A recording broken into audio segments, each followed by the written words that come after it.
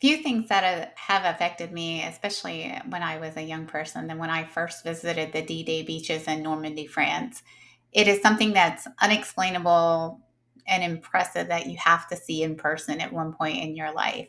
And I'm so glad that I did, and I have much gratitude that I've been able to go back a couple of times. In this video, I'm going to share with you how you can do it from when you arrive in the port of Cherbourg, France, if that is on your itinerary. I'm going to talk a little bit about Le Havre, France as well. And if you stay all the way to the end, I'm going to share two things I wish we had done differently so you don't fall into the traps that we did. One thing could have really got us in trouble, and also share the overall budget for the day so you can kind of get a sense of your cost, and if you want to take a ship excursion, maybe some of the things to consider.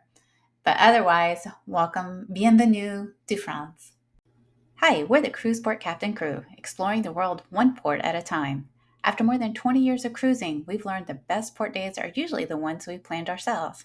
Doing it on your own lets you explore deeper, save money, and truly make the most of every stop. Join us for port guides, travel tips, and cruise know-how to help you make every port day count. Check the video description for links to our favorite resources and tools that help us cruise smarter, and maybe they'll inspire your next adventure. Now on to the video.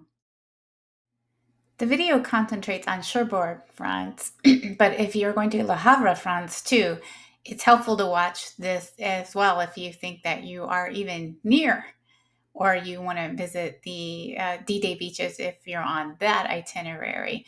But in Cherbourg itself, it was very easy to walk off the ship. You can see the ship is right behind me. It was fortunately a beautiful day. That's not always the case in northern France. And here is our arrival time. So we arrived at noon, which is later than a lot of times when you get into port, and we only had until 7 o'clock. So we didn't have that much time. And that's why I'm going to show you how we structured our day and why we did things on our own. Port basics for northern France. Well, it is on France's northern coast, which means it can be very windy because you are right next to the cliffs, as you can see.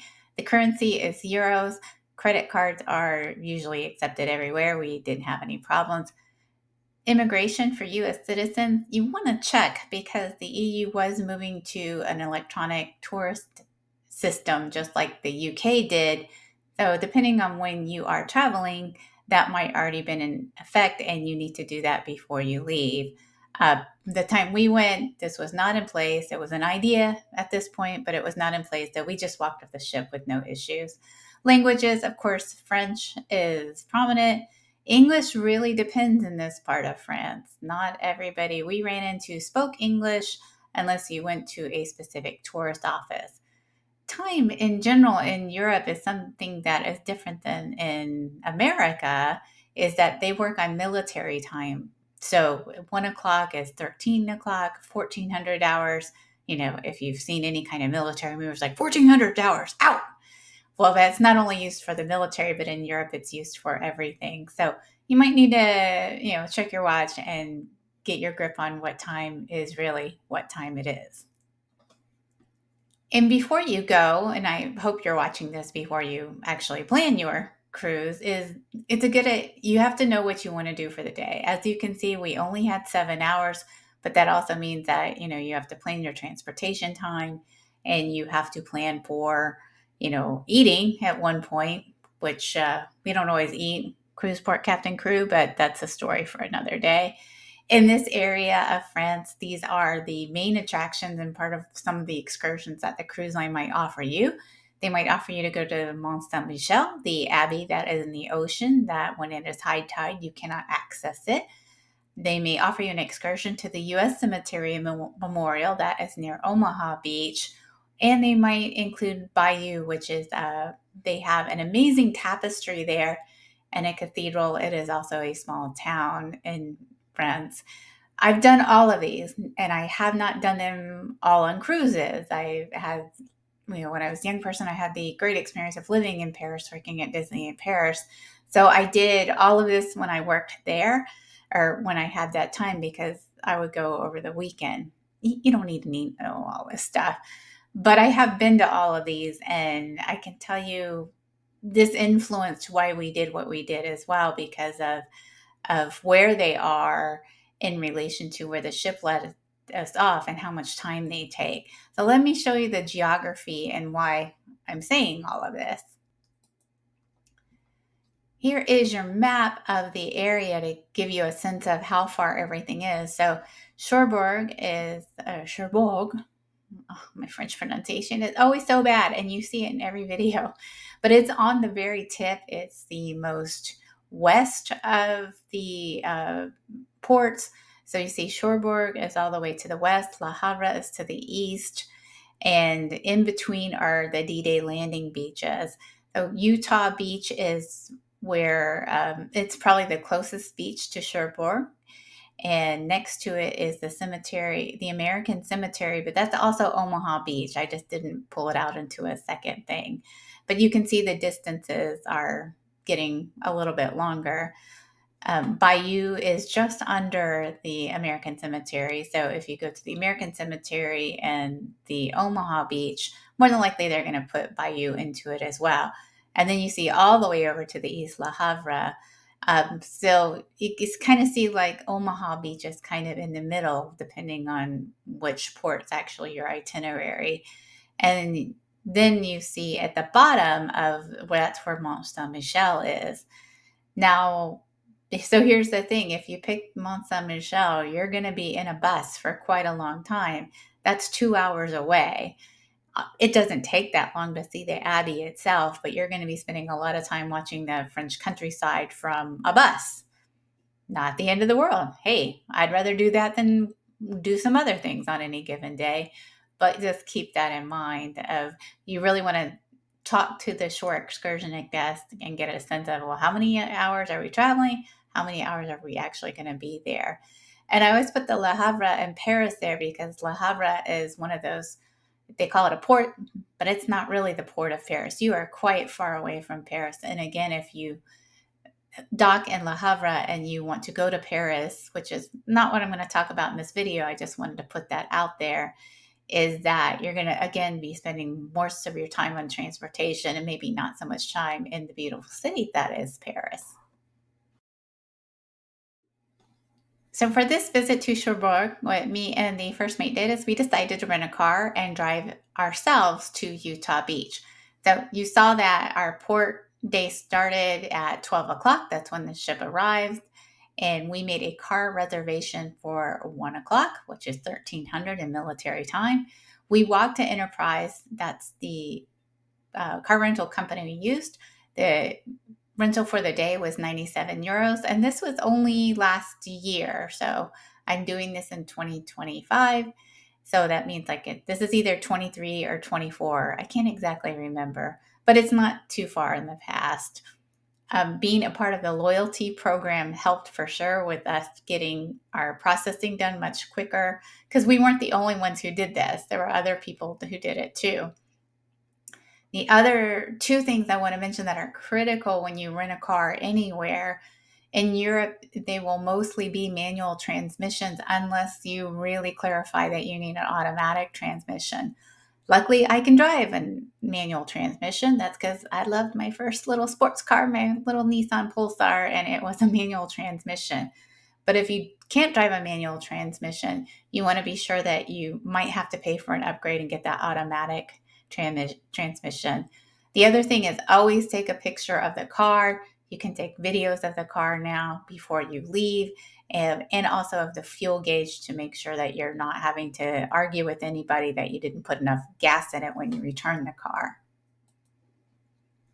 Also, when you're driving in France, the roads are very narrow to get outside of the main city. And there's roundabouts everywhere. So where I live, we don't have many roundabouts. They're starting to put them in, but they're not very common. And at this time in Cherbourg, they were doing a lot of construction. So I was getting kind of turned around and freaked out. But I did it. Good for me. And you can do it too. And the drop off was after hours. So if it is going to be after hours, make sure you check with the attendant what the policies are and what you need to do. This is at drop off. You can see it was getting warmer during the day. That's why my little French scarf went off. But they're going to tell you where to park because it wasn't in front of the office. It was actually on a street, and then they showed us where to drop the keys. But that stuff's important. And of course, take other pictures when you are leaving the car, just to make sure you can stamp it that when you left it, the car was fine and that the fuel gauge was up to where it's supposed to be. And this is how we drove from Cherbourg to Omaha Beach. Well, I'm sorry, to Utah Beach. And we also made another side trip to Sainte-Mère-Église, but I will tell you about that in a second. Now, to me, I look at this and this looks like it's highways. So I'm thinking interstate level roads. It is not. You are in the French countryside. So don't expect services, don't expect things to be right off of the road. And they are usually just little two-way streets. And this took about an hour. So, I'm walking you through our time. We got off the ship about 12:30. We made it to Enterprise by 1. We probably actually got the car by 1:30. So by 2:30, we made it all the way to Utah Beach. At Utah Beach, they have this really impressive museum. This is I'm going to link the website into the comments. You can see their hours. They're open every day, well, October to April, 10 a.m. to, what is that, 6 p.m.? I believe it's 6 p.m. Um, yeah, it's seasonal. Many things in Europe are seasonal because of high tourist seasons are from summer to fall. And it was €10 a person to visit the museum. Next, I'm just going to show you a couple of quick photos of what the museum looks like inside. And I forgot, I'm going to tell you one more thing. It was free parking, it was easy to find. And this is one reason why we do things on our own, or we try to, is because we arrived before the shore excursions arrived. So it was much quieter. And I find something like a museum like this, I prefer it to be quiet because there's so much to take in. And this is such a sacred place that I just tend to enjoy it when there's less people. Now I'm going to just do a quick slide to show you what it looks like inside the museum.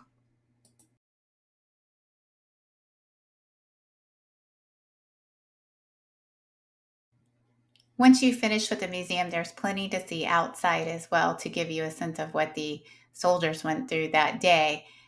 The only thing that is, of course, you can never really understand what it must have been like, but this is also an uncommonly gorgeous day in spring in France. And if you know anything about D-Day, the weather played a big part into it. The weather was terrible. So, there's an element of like, there's just no way to truly experience it, but you do get a sense of the vastness of the job that was at hand. So now I'm going to just scroll through a couple of quick pictures outside because there's nothing like being there, but that gives you a sense of what it was like.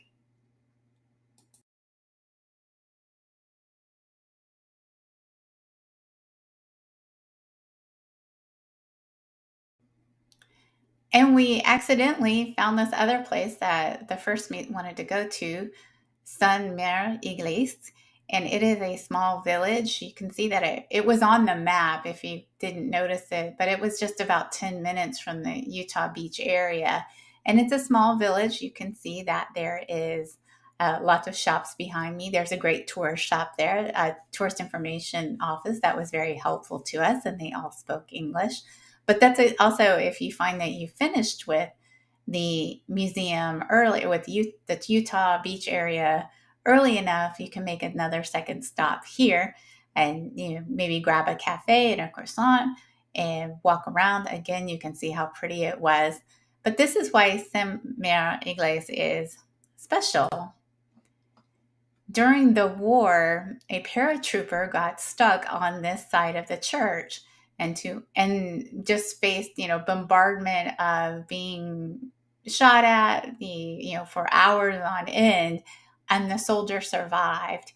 And so they put that in tribute. They have an actual paratrooper model up there as tribute to show respect for this person's bravery. But it was a great little bonus that we weren't expecting, but it certainly, of course, added more um, impact and charm to our day. So if we had to do it all over again, the things that we wish we would have had that we didn't have is we would an eSIM card would have helped. We didn't use them on this trip, but now we started using them, and they are absolutely game changers. They're so easy to use and they're so economical. So we would have had a much easier time navigating. It's kind of a miracle we didn't have any more trouble than we did. So I'm going to make a link to that in the comments of which one that we used. Also, we had a problem because the tank wasn't full when they gave it to us. And I assumed this is why I said it's rural roads and not highways.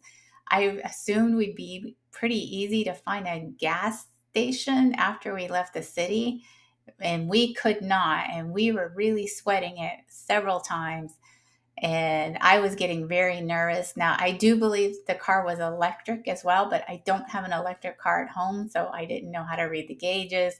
And so, lessons learned in hindsight, if that tank is not full, fill it up to the first gas station that you see, so you don't have to be worrying. Like, we were driving in the French countryside, and I started thinking, what if we get stuck and there's only cows around to help us? The other thing about being in rural France as well, when we did stop in another little village to try to get help to find a gas station, the person spoke no English at all. As wonderful as this person was, he was trying to help us. He just couldn't, first mate speaks French a little bit. I speak French a little bit. So we kind of got the right and left, but we didn't get the big picture.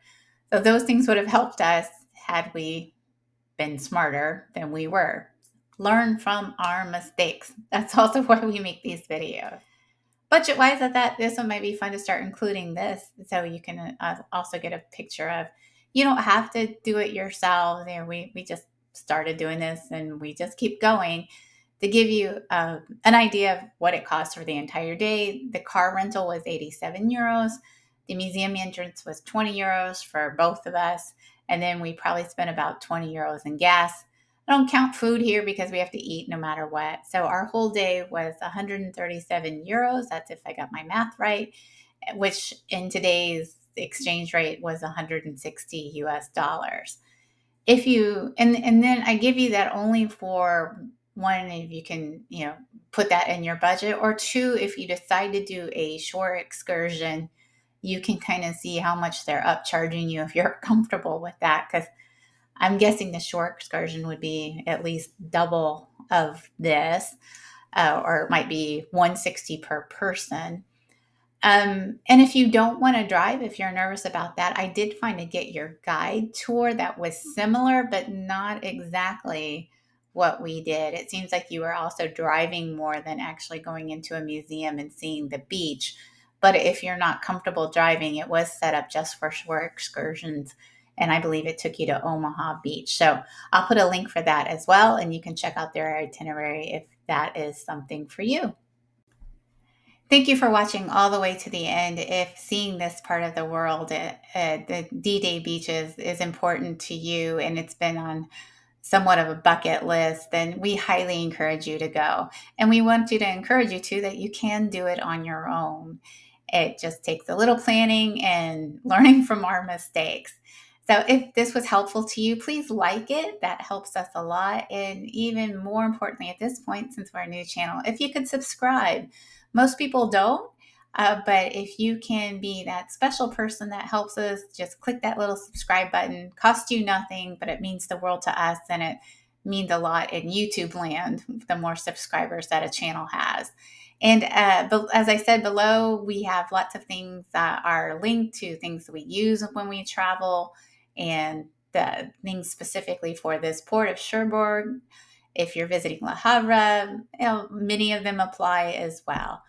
Otherwise, enjoy your fantastic voyage into this part of the world.